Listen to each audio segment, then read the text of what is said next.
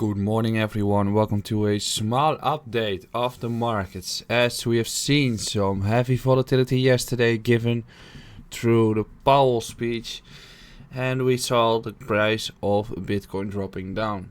Which is odd, as basically what Powell was saying is they going to loosen the inflation targets, which would mean that people and investors are flying to assets like Bitcoin in the coming years, or stock markets or commodities. So it was quite odd to see Bitcoin drop.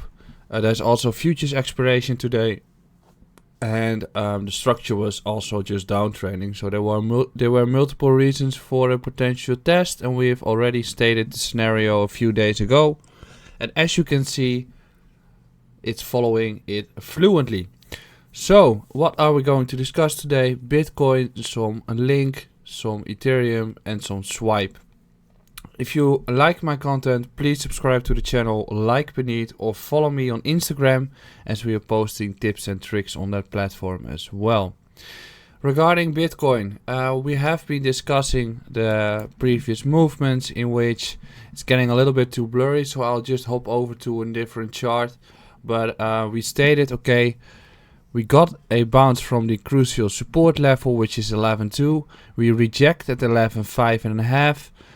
Have to come down to get a double bottom structure to get a potential bullish divergence going. Not clearly getting one, but you could state that it's one. Took the liquidity down beneath, bounced back, double bottom structure, and now we get the opportunity to potentially break up. But we've got some stuff that we have to hold, and that's what we're going to discuss here. So let's get a clean chart going. We have discussed it here, as you can see. Clean chart going. What we see here is that we've got a nice deviation above the high, right? There we go.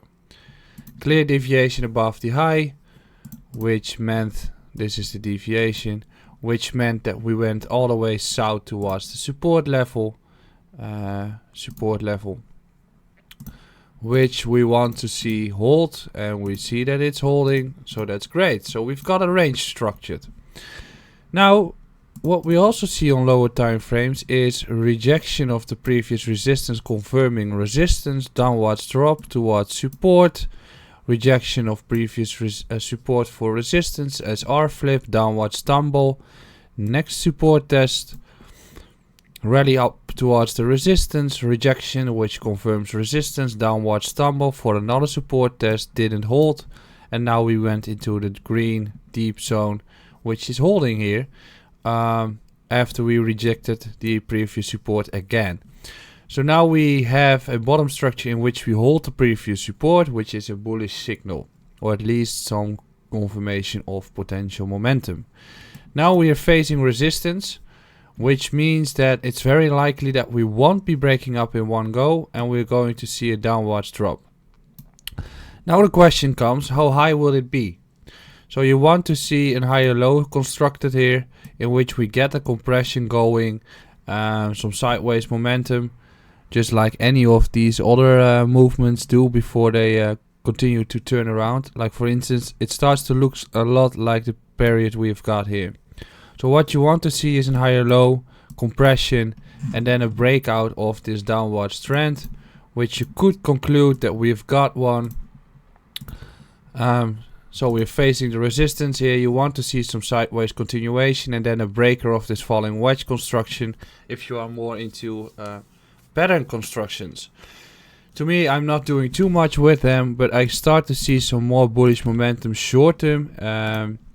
As we refuse to drop below the crucial support, I thought that if we were going again towards that level and clearly broke the support level, I think we were going down further down the road, and then I would be happy to see 10.5.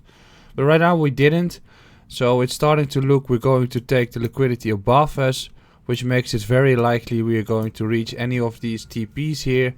But first I think we're going to have a higher low construction, so I would not be looking for longs at all at this point. Your area for longs was there already. Currently we are in a potential short-term resistance area. To me, it looks very likely that we're going to have some sideways notion throughout the weekend, and then a next breaker in the next week, bringing us towards these highs, which would also mean that altcoins could continue to do well. And they are doing relatively well, and corrections are still healthy. So that's my view on BTC. Ethereum basically following the plan. I'll just erase it a little bit. Held support, broke back up, higher low construction slightly, resistance zone. Looks very likely that we're going to see some more consolidation, as you might know with what I expect on BTC.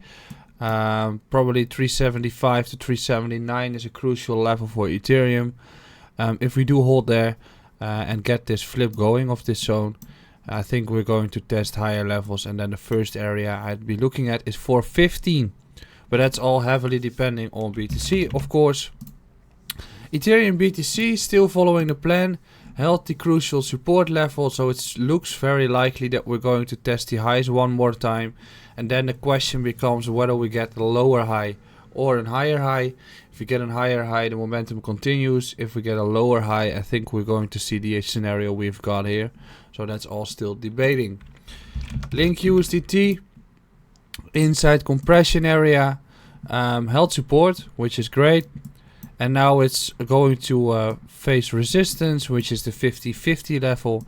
And then we get the scenario that we have been painting here, through which it's very important to see how this is going to develop. So what you want to see is either that we break the low or break the high, and then the retest you want to get.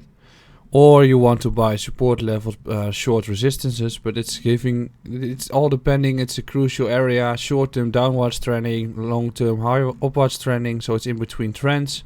I think if we break 1550, we're going to test the low 17 level. Also,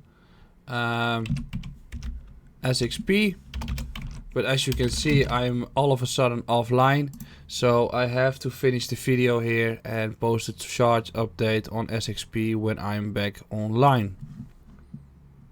Thank you for watching. Check me on YouTube, check me on Instagram, and I'll see you back soon.